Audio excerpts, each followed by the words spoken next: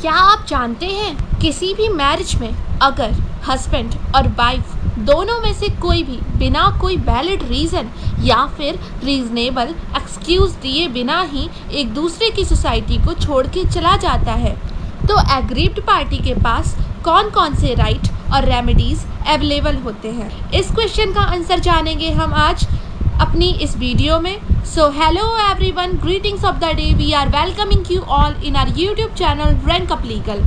सो आज हम basically discuss करेंगे section 9 of Hindu marriage act 1955 plus कुछ बेहद ही इम्पॉर्टेंट केस लॉज को भी हम देखेंगे जो कि इस सेक्शन से रिलेटेड है।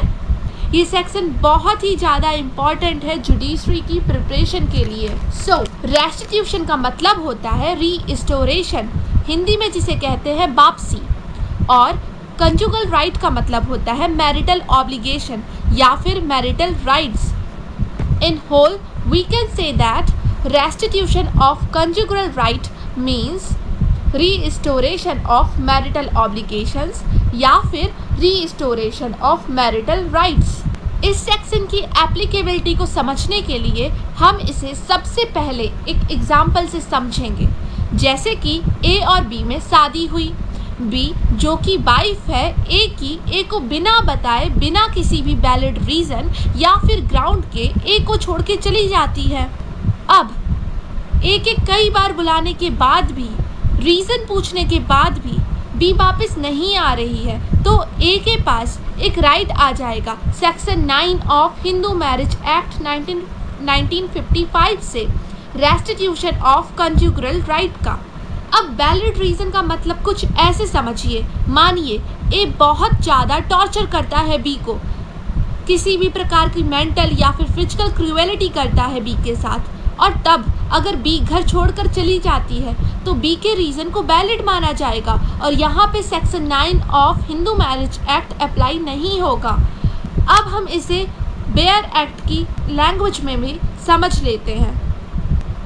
When either the husband or the wife has, यानी कि हस्बैंड और वाइफ दोनों में से विदाउट रीजनेबल एक्सक्यूज़, बिना किसी भी रीजनेबल एक्सक्यूज़ के withdrawn from the society of other, यानी कि हस्बैंड और वाइफ दोनों में से कोई भी एक दूसरे की सोसाइटी से विड्रॉ ले रहा है, चला जा रहा है बिना किसी रीजनेबल एक्सक्यूज़ के, एग्रीव्ड पार्टी में अप्लाई, यानी कि जो पीड़ित पार्टी है वो अप्लाई कर सकती है by petition to the district court, यानी कि पिटीशन के जरिए डिस्ट्रिक्ट कोर्ट में, for the restitution of conjugal rights, यानी कि रीस्टोरेशन ऑफ मैरिटल ऑब्लिगेशन के लिए वो पिटीशन दाखिल कर सकती है डिस्ट्रिक्ट कोर्ट में। And the court on being satisfied, यानी कि यहाँ पे अब कोर्ट के ऊपर ड्यूटी आ गई है, कोर्ट की रिस्पॉन्सिबिलिटी आ गई है। On being satisfied of the truth of the statement made in such petition,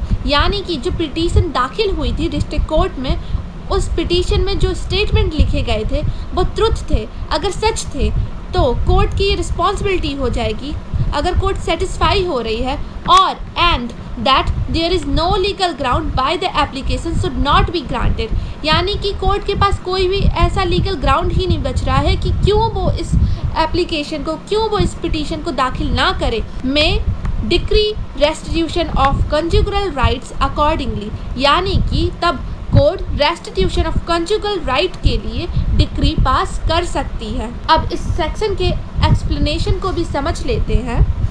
where a question arises, जहाँ पे ऐसा क्वेश्चन अराइज हो, whether there has been reasonable excuse for the withdrawn from the society, कि reasonable excuse था society से withdraw करने का, the burden of proving reasonable excuse shall be on the person, यानी कि उस रीजनेबल एक्सक्यूज़ के बर्डन ऑफ प्रूफ का जो बर्डन होगा वो सारा हो जाएगा who has withdrawn from the society, उस पर्सन के ऊपर वो सारा बर्डन ऑफ प्रूफ हो जाएगा जिस पर्सन ने विड्रॉ किया था सोसाइटी से।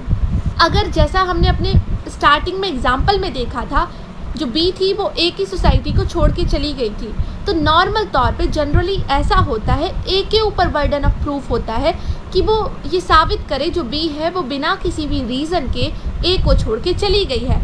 पर इसका जो एक्सप्लेनेशन दे रखा है वो हमें बता रहा है मान लीजिए अगर बी ये कहती है कि हम पे ए बहुत ज़्यादा क्रूएलिटी करता था, हमको ए बहुत ज़्यादा मारता पीटता था, मेंटली टॉर्चर करता था, या फिर जो बी थी वो बाहर कहीं पे जॉब करती थी और उसका जाना बेहद ही ज़रूरी और इसेंशियल था, तो ऐसी कंडीशन में क्या होगा, जो बर्डन ऑफ प्रूफ है वो बी के ऊपर शिफ्ट हो जाएगा। और बर्डन ऑफ प्रूफ शिफ्ट होने का मतलब ये है कि वो अपने रीज़नेबल एक्सक्यूज़ को साबित करेगी, इस्टेबल करेगी कि जो वो कह रही है वो सच है, जो उसने विड्रॉ किया था वो एक वैलिड रीज़न के तहत किया था। सो बेयर एक्ट की लैंग्वेज पढ़ने के बाद हमें सेक्शन 9 के अंदर 3 बेहद ही इम्पॉर्टेंट और इसेंशियल एलिमेंट्स निकले हैं जिसके बिना रेस्टिट्यूशन ऑफ कंज्यूगल राइट्स के लिए अप्लाई नहीं कर सकती कोई भी party.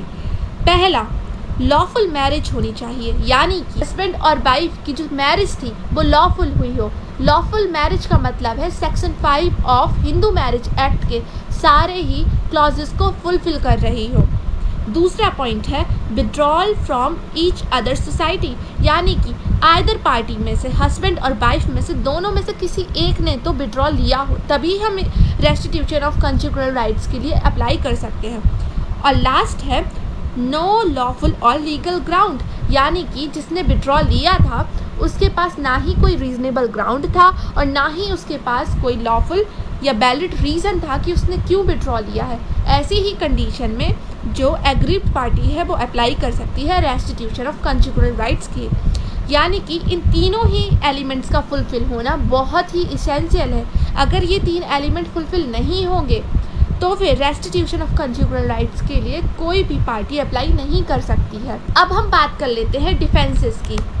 Opposite party may avail the following defences in case of restitution of conjugal rights, यानी कि जो अपोजिट पार्टी थी, जो रिस्पोंडेंट पार्टी थी, उसके पास कौन कौन से डिफेंसेस अवेलेबल हो जाते हैं, तो वो कुल मिला के 6 दे रखे हैं। सो पहला है that the respondent has not withdrawn from the society of the petitioner, यानी रिस्पोंडेंट अगर ये कहे कि उसने पिटिशनर की सोसाइटी से विड्रॉन ही नहीं लिया है तो ये भी उसका एक डिफेंस का ग्राउंड बन जाएगा। दूसरा, that there is reasonable excuse of being withdrawn from the society, यानी कि जो reasonable excuse है रिस्पोंडेंट के पास कि उसने क्यों पिटिशनर की सोसाइटी से विड्रॉ लिया है। जैसा हमने क्रूएलिटी वाला एग्जाम्पल दिया था ना स्टार्टिंग में, वो हम इसमें मान सकते हैं कि बी ए को छोड़ के चली गई थी क्योंकि जो ए था वो उसके ऊपर बहुत ही ज़्यादा मेंटली और फिजिकली क्रूएलिटी दिखाता था। तो ऐसी कंडीशन में उसके पास एक रीजनेबल ग्राउंड है, तो ये भी डिफेंस बन जाएगा। तीसरा है that there is no valid marriage between petitioner and respondent, यानी कि पिटिशनर और रिस्पोंडेंट के बीच में कोई भी वैलिड मैरिज ही नहीं थी, तो कैसे वो रेस्टिट्यूशन ऑफ कंज्यूगल राइट्स यानी कि मैरिटल ऑब्लिगेशंस के लिए डिमांड कर सकते हैं। तो ये भी एक ग्राउंड बन जाएगा डिफेंस का। और फोर्थ पॉइंट है that the petitioner want to take benefit of his own fault और इनकैपेबिलिटी, यानी कि पिटिशनर जो है वो बेनिफिट लेना चाह रहा है अपनी खुद की ही गलती, खुद की ही इनकैपेबिलिटीज़ के लिए। और फिफ्थ पॉइंट है that there is unnecessary and unreasonable delay in filing petition, यानी कि अननेसेसरी और अनरीजनेबल डिले हो गया हो तब भी ये डिफेंस का ग्राउंड बन जाएगा। और सिक्स है that petition has been made in collusion with respondent, यानी कि जो पिटीशन दाखिल किया गया है डिस्ट्रिक्ट कोर्ट में वो कैसा है, कोलिजन में किया गया है, यानी कि रिस्पोंडेंट और जो पिटिशनर थे इन दोनों ने साठ काट करके उसको पेश किया है कोर्ट के अंदर। साठ काट जैसे कि कोई मेलाफाइड एडवांटेज के लिए कोर्ट के अंदर पेश कर दिया हो, या फिर ऐसा भी हो सकता है कोर्ट का टाइम वेस्ट करने के लिए कर दिया हो, तो ये सब भी ग्राउंड बन जाएंगे डिफेंस के लिए। अब जैसा कि हमने कहा था ये सेक्शन अधूरा हो जाता है बिना केस लॉज की स्टडी किए, तो 3 बेहद ही इम्पॉर्टेंट केस है जिनका नाम आपको साइट करना बहुत ही इम्पॉर्टेंट हो जाएगा। पहला है टी सरिता का केस, दूसरा है सरोज रानी वर्सेस सुदर्शन कुमार का केस जिसकी AIR है 1984, और पल्लवी भारद्वाज का केस। ये तीनों ही केस बेहद ही इम्पॉर्टेंट हैं और इनको थोड़ा डीपली बताना भी इम्पॉर्टेंट होगा, और इन केस लॉज को हम जानेंगे अपनी नेक्स्ट वीडियो में। तब तक के लिए stay tuned, bye bye, take care and please like, share and subscribe our YouTube channel rank up legal. Thank you.